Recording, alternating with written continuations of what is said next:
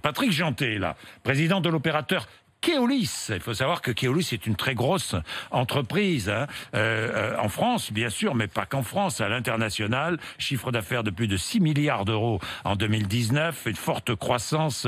Le groupe est présent dans de très nombreux pays, je vais en citer quelques-uns, l'Allemagne, les États-Unis, l'Inde, le Royaume-Uni, le Sénégal, la Belgique, le Canada, la Norvège, etc. etc. Patrick Jeantet, bonjour.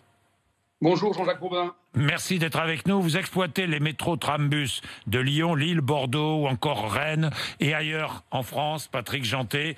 Patrick Jeantet, il faut, dites-vous, imposer le port du masque dans les transports publics avec amende dissuasive à la clé. Expliquez-nous. Oui, alors si vous voulez, aujourd'hui, comme vous le dites, on est un opérateur de transport public et on assure, depuis le début de cette crise, des transports quotidiens en toute sécurité. On a pris un certain nombre de mesures, en particulier la désinfection de nos bus, de nos trams, de nos métros. Et ça, c'est important parce qu'aujourd'hui, les gens qu'on transporte, c'est 5% de la fréquentation normale, mais ce sont des gens qui sont essentiels pour notre vie aujourd'hui. C'est les soignants, par exemple, c'est les employés des magasins d'alimentation. Donc ça, c'est la phase actuelle. On est donc aujourd'hui dans un service public pour tous les Français nécessaire pour faire aujourd'hui tourner notre monde dans ce confinement qui est quand même assez particulier. On commence à préparer, et c'est le gouvernement travaille dessus, bien évidemment, et vous aurez, je crois, le ministre tout à l'heure des transports, à l'antenne, donc le ministre des Transports, et donc on commence à préparer la phase de déconfinement. Alors évidemment, déconfiner, c'est plus compliqué que confiner pour nous, puisqu'il va falloir remettre plus de moyens de transport. Aujourd'hui, on a à peu près 30% de nos services qui sont assurés. Plus de moyens de transport pour pouvoir transporter les gens en toute sécurité, bien évidemment.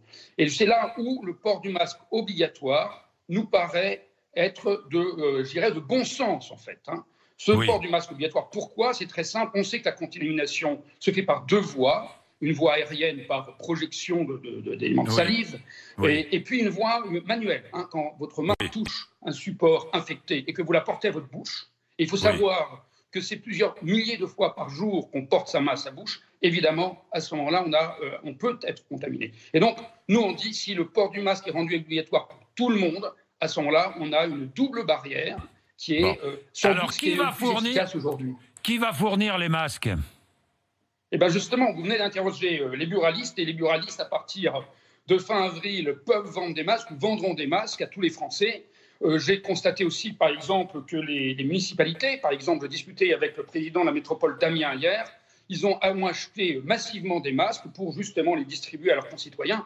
Et donc, chacun d'entre nous, et je fais confiance aussi au sens civique des Français, si vous voulez, ma femme s'est fabriqué son propre masque en lisant comment avec les normes AFNOR, etc. Donc, tous les Français peuvent produire un masque, et ceux qui ne le font pas, ce sont les municipalités, les buralistes vendront des masques. Bien. Vendront des masques. Donc les Français viendront dans les transports en commun avec leurs masques, et vous dites, s'ils n'ont pas de masque, il faut absolument des sanctions. Malheureusement, en France, si vous voulez, si vous ne mettez pas de sanctions, vous aurez toujours des cas particuliers, alors j'espère peu nombreuses, qui finalement auront un sens civique un peu moins fort que la majorité des Français. Et donc je pense que la pénalité, la sanction, le PV est nécessaire pour cette catégorie certainement faible, mais néanmoins existante, car le sujet est clair, il faut que tout le monde dans les transports publics ait ce masque pour qu'on reste et qu'on garde des transports publics qui soient efficaces et qui puissent transporter tous les gens à leur travail. À partir du moment où ça reprendra, alors bien évidemment tout ça va reprendre progressivement, ça c'est très clair, mais ça me paraît important. Et donc tous les masques veut dire, pour ceux qui ne veulent pas, les récalcitrants, potentiellement des PV.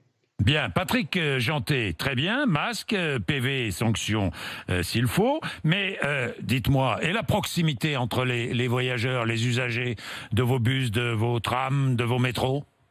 Comment faire?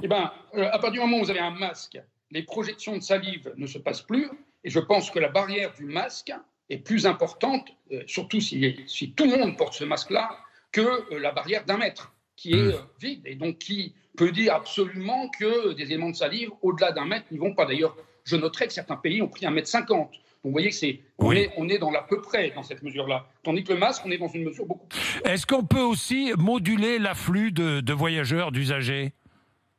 Oui, alors c'est quelque chose que nous recommandons. Par exemple, nous l'avons fait, nous, à Rennes, Alors, pas dans le cadre de la pandémie, mais à Rennes, par exemple, on a étalé la pointe dans le métro en négociant, enfin, sous l'égide de la métropole, avec l'Université de Rennes, un démarrage des cours à l'université étalé dans le temps et non pas tous à 8h30.